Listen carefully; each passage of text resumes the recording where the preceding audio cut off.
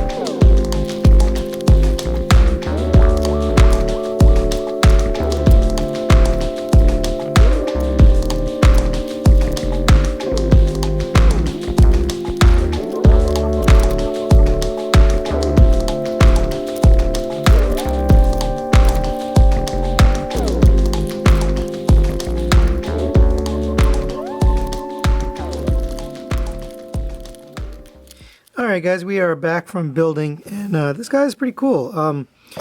It was a pretty fun build. It took about 2 hours, give or take, maybe a little more than 2 hours. It's really not too complex, about as complex as some of the other ones we've gotten, the Optimus and the Bumblebee. The Bumblebee took a little bit longer because he had like a lot of weapons and stuff, but other than that, it was pretty much very similar to some of the others. We are going to bring in those other ones for comparison, but here he is.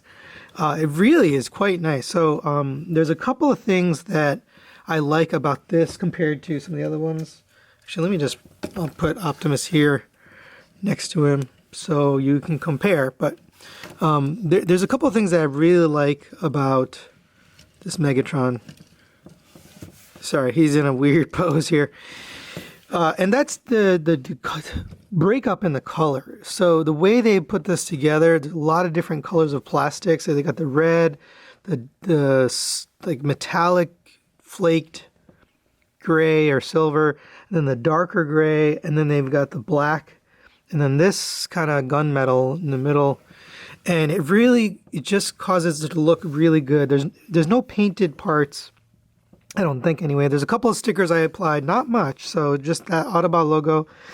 I know he's an Autobot in the IDW comic, but I kind of wish he was a Decepticon. So I might actually put a Decepticon sticker there. But that's a sticker, and then there's two little teeny tiny stickers right there on his thighs. Here, let's see if we can get in closer. So those two things right there are stickers. And those look good. And then on his arm, you've got a little sticker right here. And then on the back, you got two little stickers again on there. So that's really it for stickers. Not a lot. And he looks really good despite just having just a few stickers. So it's good. They've done a good design with the plastic, enough to make it look like something very interesting, visually interesting.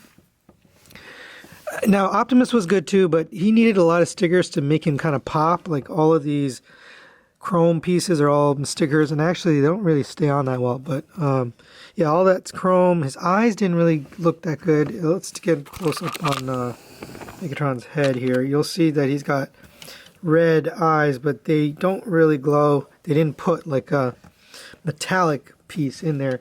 For Bumblebee, they put a metallic piece behind, which was really smart. So you got that kind of shiny look.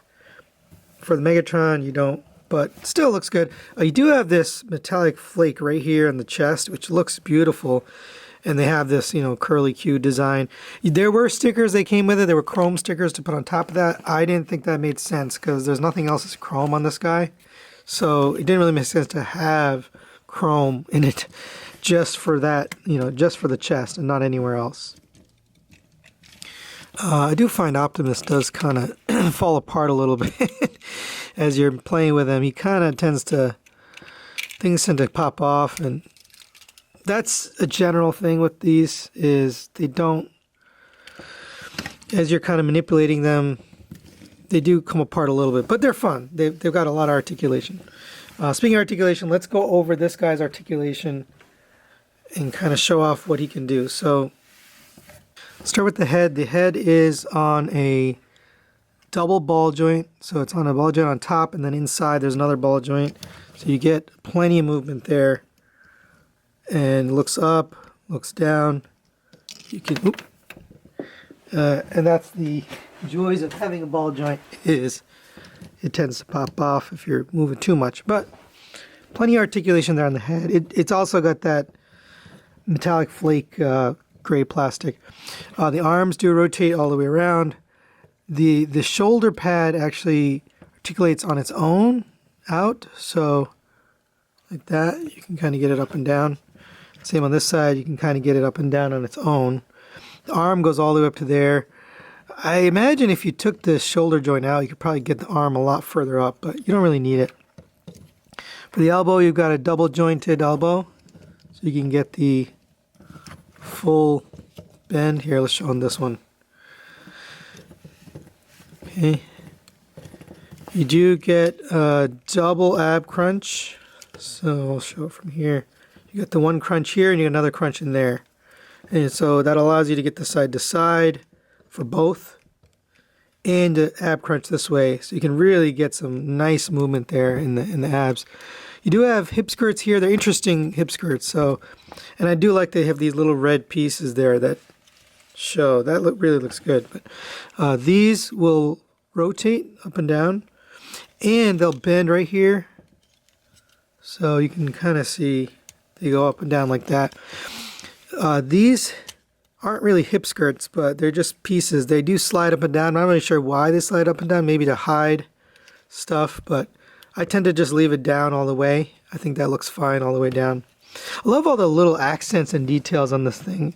And I've been told that this is pretty accurate to the IDW comic. I never really followed it, but I love the way it looks. As far as the legs, you can get them all the way up to there. If you move this out of the way, maybe, you can get them all the way back to there, all the way out to the side. Knee joint is a double jointed. It's hindered a little bit by this, but you get plenty of motion there. The foot is on a double rocker, so you have a rocker here on the back, and then this front of the foot can articulate independently and move up and down on the toe, and the whole thing can rock. So you can go backwards and forwards as well. So you've got plenty of articulation there on the leg. There are some pieces that kind of get in the way, but they don't seem to hinder the foot at all. They're just decorative pieces. His knees are really big, but I think that's accurate, so I don't have a problem. He also comes with just a little bit of accessories, not much. So you get alternate hands, and this time they didn't cheapen out. On the Bumblebee, they cheapened out and gave you only half a hand. So you had to take apart the hand. On these, you don't have to do that. You can just pull the hand off. It's on a little peg. And you replace that with the fist. And then same on the other side, you've got these open hands. So you can do some expressive stuff. You can rotate the arm. So if you wanted to have this classic Megatron shooting pose, you can. I thought he was at one point a Decepticon and then became an Autobot, but I guess maybe not. So I would like to put a Decepticon logo just so I have somebody for Optimus Prime to fight. Because right now I have all good guys, I have all Autobots and no Decepticons, so it'd be nice to have both. But other than that, let's see. You do have this really nice looking, I think he was a tank in the IDW, because you can see the tank treads back here. And you can kind of see the turret. Now it does come apart, but it's not really meant to. You can just pull that off there. I'll probably glue that in. But this stuff doesn't articulate anything. It's just on his back, but it looks very nice. It looks really good. It does kind of make you think he turns into a tank. Obviously this doesn't transform, but it gives that look that yes, he's going to turn into a tank. So really nice. I'm very happy with these model kits so far.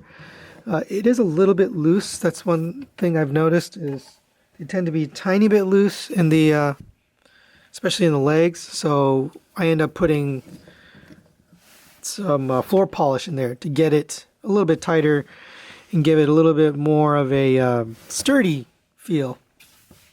But other than that, I do recommend this if you like these model kits. If you're looking for kind of a different line. Now I don't have all of them, but I have 3 of them. So I've got Bumblebee, I got the Optimus, and I've got now the Megatron. Now these two can either work together or fight each other. I'll probably have them fight each other. But I haven't gotten the Starscream ones. I didn't really like the look of those. They're just too stylized for me. Even this one is kind of pushing the boundary of what I consider acceptable as far as, taking liberties with the character. It's okay, but I don't think I'd want anything more, stylized than this. So a couple just notes about assembly. There are screws in this set, so it's the first set to come with screws, and it's a little, it's interesting. It doesn't really cause a problem. It's just I don't know why they included it. The screws go right into here, so they basically attach these hip joints into the center crotch. So I'm not sure why they decided maybe just for stability. But doesn't cause any problem. The other interesting thing is they now tell you to glue things together in the instructions, which they never really did before. So I think that's just because they found that some of the kits were falling apart.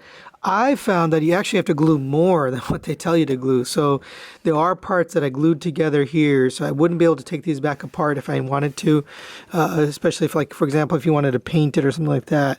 I committed to not painting them. Sean Love did ask me if I wanted to get these painted, and I decided not to, just because the cost of these figures is not really worth,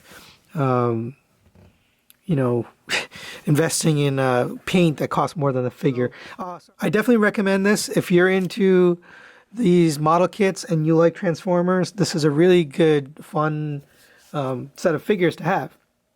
And they look good on the shelf. You don't really have to do a lot. I mean, if you're not a big posing person, you just kind of set it and forget it. But they're fun to pick up and mess with. My only complaint is there's a couple of loose joints, and you kind of want to glue some stuff together. So, for example, I glued this crotch piece together. Some of the arm pieces and some of the feet legs I glued together because I don't want it to come apart as I'm manipulating it. The only caveat is you can't paint it once you do that, but definitely recommend it. Thanks for watching. I will be reviewing the Fans Toys Grinder if I have no other new figures coming in. That one has been kind of on the back burner for a while. So thanks for watching, and we'll see you next time.